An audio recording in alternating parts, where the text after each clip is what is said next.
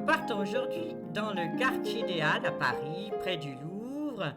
Là, vous avez la bourse de commerce toute ronde, créée par Napoléon III. Et vraiment un endroit tout à fait chargé d'histoire. Derrière, à l'horizon, vous voyez le clocheton de Saint-Eustache. C'était avant l'emplacement de l'hôtel de Soissons où habitait la reine Marie Médicis, et surtout, à gauche, vous voyez la tour qui, elle, est restée, n'a pas été abattue. C'est la tour dans laquelle Nostradamus venait faire ses expériences. Vous voyez la petite porte à droite. Il montait là-haut pour observer les astres. Nostradamus prédisait l'avenir, était médecin, était astrologue, était physicien, philosophe, enfin un personnage très hétéroclite de la Renaissance. On appellerait ça un érudit, il savait beaucoup de choses.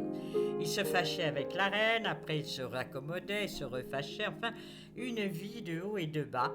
Le récit qu'il laissa, ce sont des quatrains en latin, et qui prédisent l'avenir, mais même l'avenir actuel. Je veux dire, on peut tirer n'importe quoi de tous ces vers. C'est vraiment un drôle de personnage. Voilà la tour sur laquelle il faisait ses expériences. Rien n'a changé depuis. C'est curieux qu'on n'ait pas démoli cet endroit tout à fait surprenant. Et Nostradamus prédisait, il a même prédit les tours de New York ont été abattus. C'est vous dire qu'on peut lui faire dire beaucoup de choses. Voilà la bourse de commerce toute ronde. Et là, nous arrivons à Saint-Eustache. Il y avait au départ une petite chapelle depuis l'an 1100 avec les reliques de Sainte Agnès. Et puis Philippe Auguste a voulu donner à cette petite chapelle les reliques de Saint-Eustache pour construire une nouvelle église. Vous voyez là Philippe Auguste qui donne le terrain pour agrandir l'église qui a été construite entre 1216 et 1223. Donc vous voyez, nous sommes en plein art gothique, flamboyant, vous allez voir, c'est absolument magnifique. Ensuite, problème de financement, et c'est plus tard que la façade sera construite, mais vraiment beaucoup plus tard, 300 ans plus tard. Nous avons ici Saint-Eustache, qui était un général romain, qui voulut devenir chrétien, alors l'empereur le rejeta. Il s'enfuit du reste pour ne pas être persécuté. C'était l'empereur Trajan.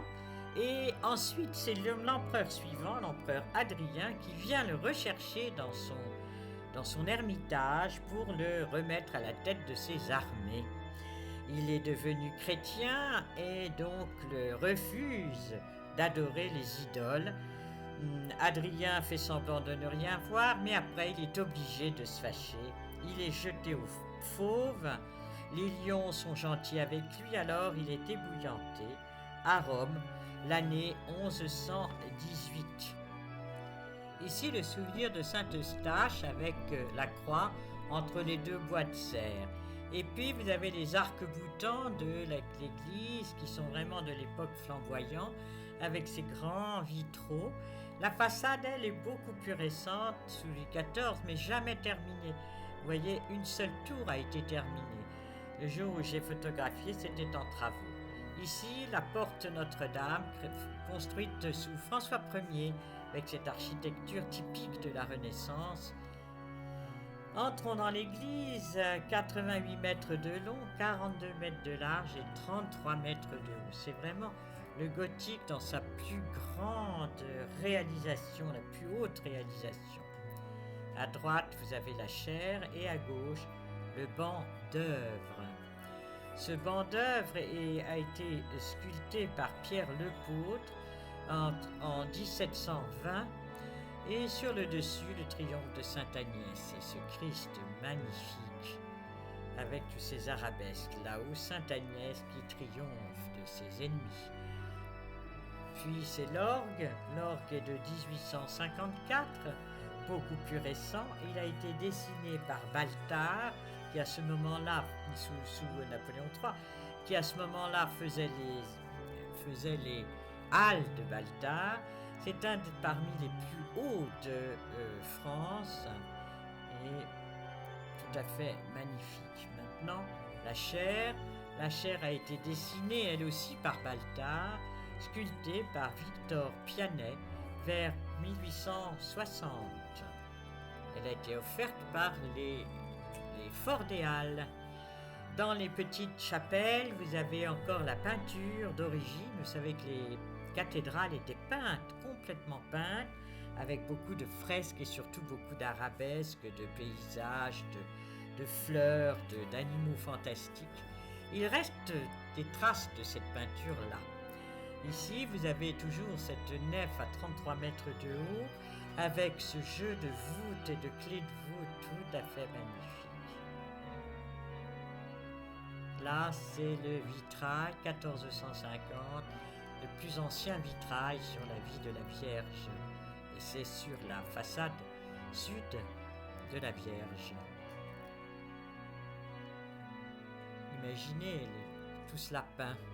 À gauche, vous avez des chapelles des apôtres. Vous aviez les 12 apôtres, il en reste 3. Les autres ont disparu pendant la Révolution française.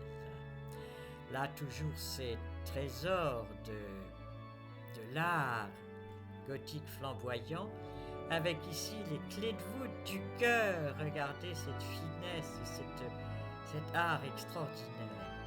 Nous arrivons dans la chapelle de la Crucifixion, avec un Christ polychrome en bois sculpté daté de 1518 et derrière le vitrail avec Saint-Louis à gauche et la couronne d'épines. Ici, nous arrivons dans les stalles. Vous savez que les stalles, ça veut dire les sièges où les moines s'installaient, où les vicaires, enfin tout le clergé qui ne célébrait pas. Et installer veut dire dans les stalles. On dit encore ce mot quand il dit « je vais m'installer » ou « installez-vous bien ». Et voilà le chœur. Le chœur avec la statue de Pigalle qui était le sculpteur de Louis XV.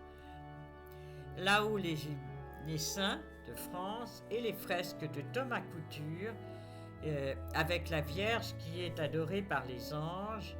Et puis vous avez la Vierge étoile des marins et la Vierge consolatrice des affligés. Sainte Eustache, ses reliques qui sont dans le chœur. Et puis nous arrivons au mausolée de Colbert, le grand ministre de Louis XIV, qui fit de la France sa première puissance mondiale de l'époque. Donc un très grand personnage. À droite, une statue peinte par Tuby qui représente l'abondance. À gauche, et Colbert lui-même sont sculptés par Coisvox, qui était vraiment le plus célèbre. Les lions en bronze, regardez, qui montrent la force de ce ministre pour remonter la France et en faire cette puissance économique extraordinaire. Et Colbert est représenté en priant. Vous voyez qu'il a ce costume de l'ordre du Saint-Esprit et sa perruque, comme à l'époque de Louis XIV, et il prie pour l'éternité. Dans une autre chapelle, Turenne, le mausolée de Turenne, dans la chapelle Sainte-Anne, avec une statue du XIIe siècle de l'origine de l'église, qui est tout à fait rare, mais très très rare. Elle est en bois doré. C'est là que se tenaient les halles. Ces halles qui avaient été fondées par Louis VI le Gros en 1110, puis agrandies par Philippe Auguste, puis recouverts encore par Saint-Louis. Enfin, les rois y faisaient très attention parce que c'était vraiment le cœur de Paris, tout l'approvisionnement. C'est Napoléon III qui, en 1851, posa la première pierre de cette magnifique structure en fonte et en verre, qui était immense et qui permettait l'approvisionnement de Paris. C'est en 1963 qu'elles furent totalement démolies, remplacées par des magasins souterrains, et ce qui permet de voir très bien cette magnifique église où tant de personnages célèbres sont passés. Richelieu, Molière, Madame de Pompadour y furent baptisés. Louis XIV y fit sa première communion. Anne d'Autriche, Turenne, la mère de Mozart et Colbert y furent enterrés. Voilà, ainsi se termine la visite de cette église Sainte-Eustache dans le quartier des Halles à Paris. Fini ces instants de bonheur, au prochain, revenez pour la prochaine émission. À bientôt, au revoir.